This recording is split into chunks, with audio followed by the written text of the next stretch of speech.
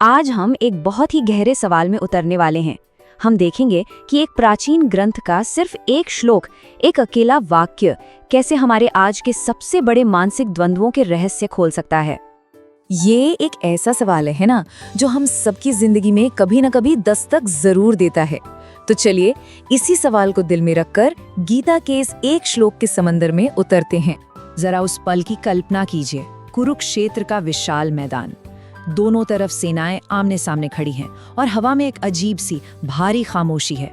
ये सिर्फ युद्ध की शुरुआत नहीं है, ये हर योद्धा के दिल में चल रहे भावनाओं और दुविधाओं का तूफान है। तो इस गहरी खामोशी को सबसे पहले किसने तोड़ा? और ठीक है, तो अब गहराई में उतरते हैं।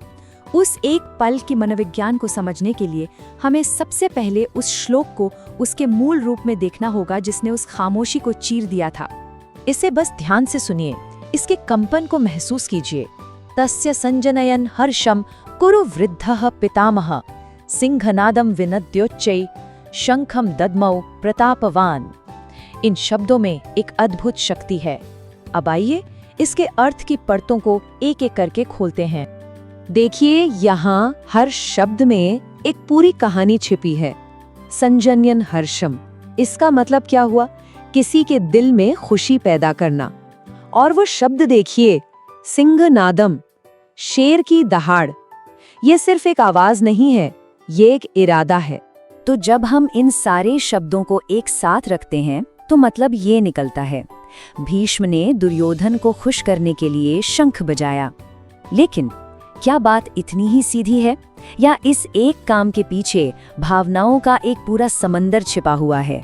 और यहीं से कहानी असल में शुरू होती है। भीष्म का शंख बजाना सिर्फ युद्ध का ऐलान नहीं था, नहीं, ये उनके अंदर चल रहे एक बहुत गहरे मनोवैज्ञानिक नाटक का पहला पर्दा था। ये एक दादा का अपने पोते के लिए कर्तव्य था, पर साथ ही एक ज्ञानी का अपने सच के साथ संघर्ष भी। सोचिए, भीष्म कितने अनुभवी थे, एक ज्ञानी।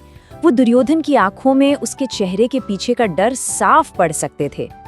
तो ये जो शंख बजा, ये पांडवों को डराने के लिए नहीं था, ये अपने ही सेनापति, अपने ही पोते के कांपते हुए हौसले को संभालने की एक कोशिश थी। इसे ही तो कहते हैं इमोशनल इंटेलिजेंस। और वो जो शब्द है ना, सिंहनादम, इसका मतलब समझना बहुत जरूरी है। शेर दहाड़ता है अपनी मौजूदगी बताने के लिए, अपना अधिकार जताने के लिए। भीष्म यहाँ जीत का वादा नहीं कर रहे, वो बस कह रहे हैं, मैं यहाँ हूँ, घबराओ मत। ये अथॉरिटी की आवाज है, हमले की नहीं।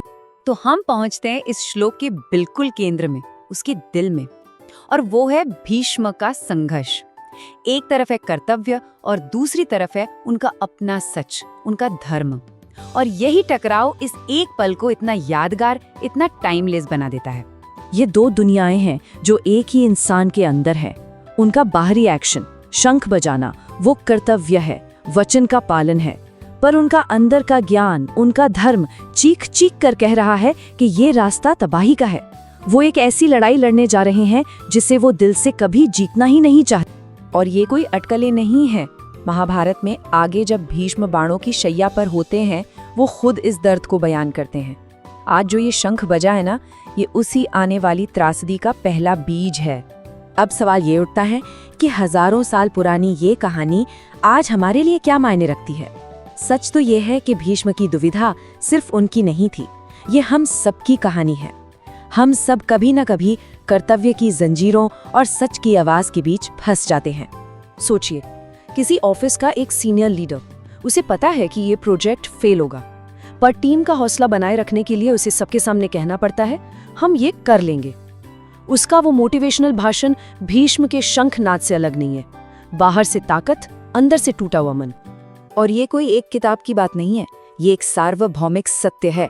मनुस्मृति जैसे ग्रंथ भी यही कहते हैं कि कभी कभी हमारी अपनी ही कस्में, हमारे अपने ही वचन हमारी बुद्धि को भी लाचार बना देते हैं।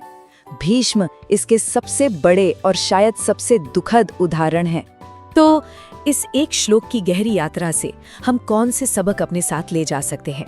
पहला, सच्ची समझदारी शब्दों के पीछे छिपे डर को भांप लेती है। दूसरा, बहुत जोर शोर से दिखाया गया आत्मविश्वास अक्सर अंदर के नैतिक संघर्ष पर एक पर्दा होता है।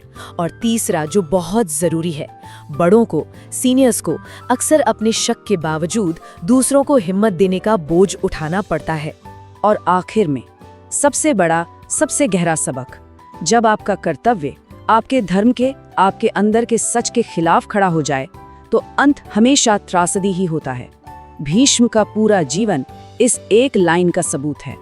भगवत गीता सिर्फ एक धर्म ग्रंथ नहीं है, ये इंसान के मन में चलने वाले संघर्षों का एक गहरा मनोविज्ञान है। एक ऐसी किताब जो आज भी उतनी ही सच्ची है जितनी हजारों साल पहले थी।